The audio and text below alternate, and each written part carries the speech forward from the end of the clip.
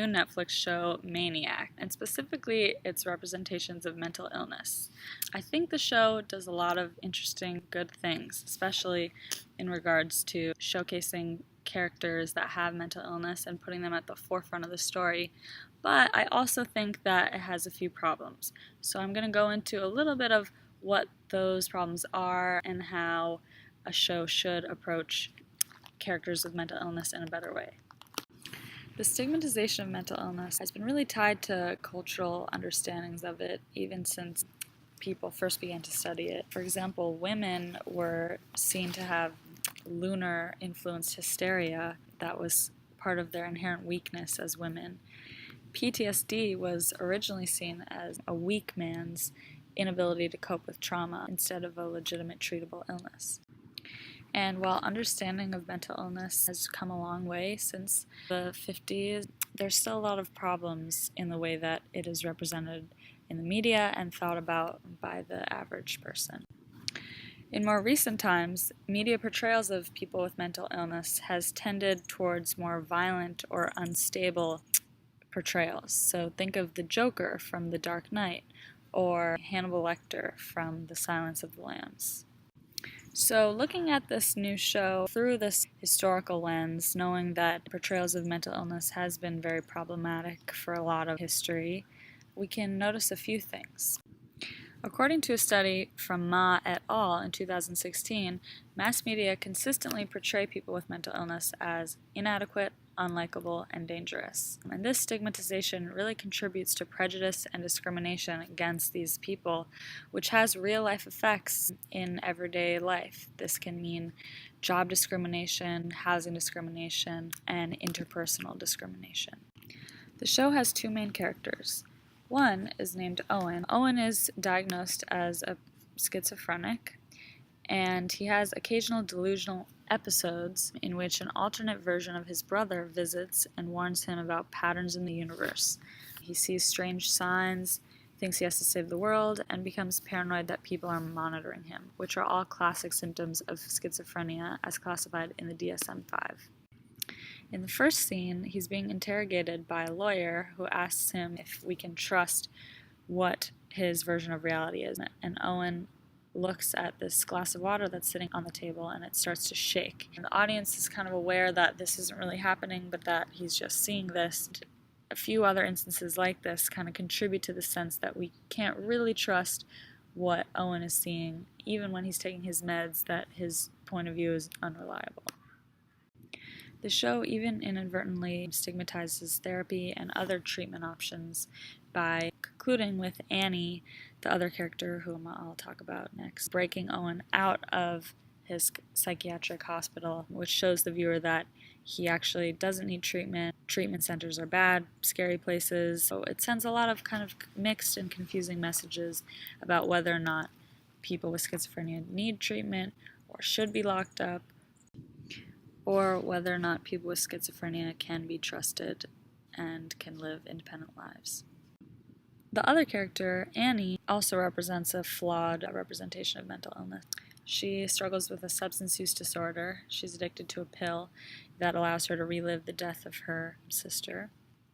She goes through a lot of trials in order to get a hold of this pill and continue using, which shows that it has a large effect on her life.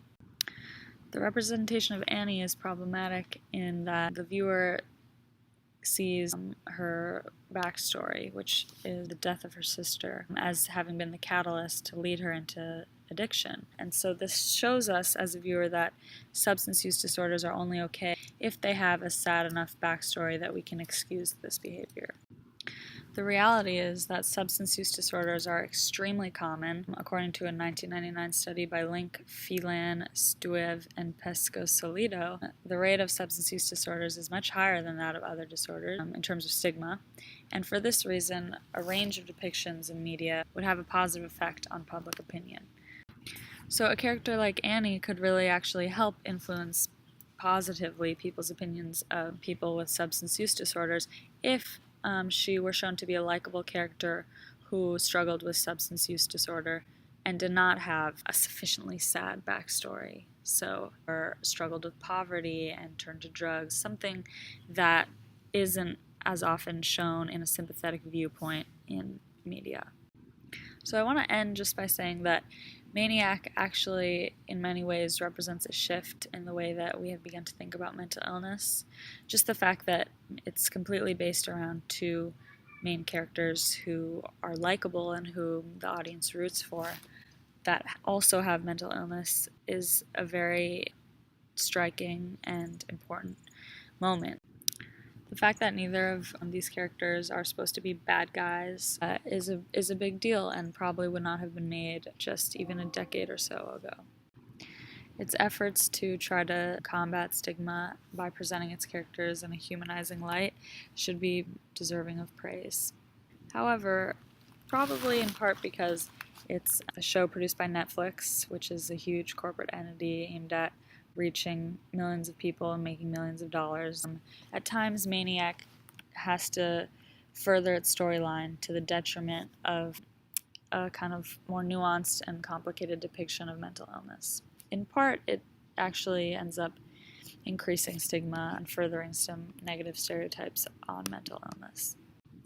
I think in the future we're going to see more and more depictions of mental illness in a more nuanced and complicated light. We're going to have more characters that have different mental illnesses. They're going to be likable characters, they're going to be unlikable characters, but what's important is that we're going to keep seeing a range, and slowly but surely I think this will help decrease stigma.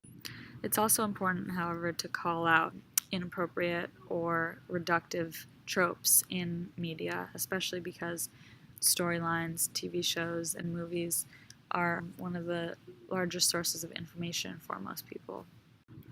So next time you watch a movie and you notice a character that has a mental illness, whether unstated or explicitly obvious, you should ask yourself, is this a nuanced and respectful portrayal of mental illness, or is this just kind of an added one-dimensional characteristic to make somebody seem more unstable, less empathetic, or likable? Lastly, if you or anyone you know is struggling with mental illness or think they might be, there are many resources out there to help you, including Mansour Clinical Counseling, the Office of the Dean, and a few others that I will put in the description box.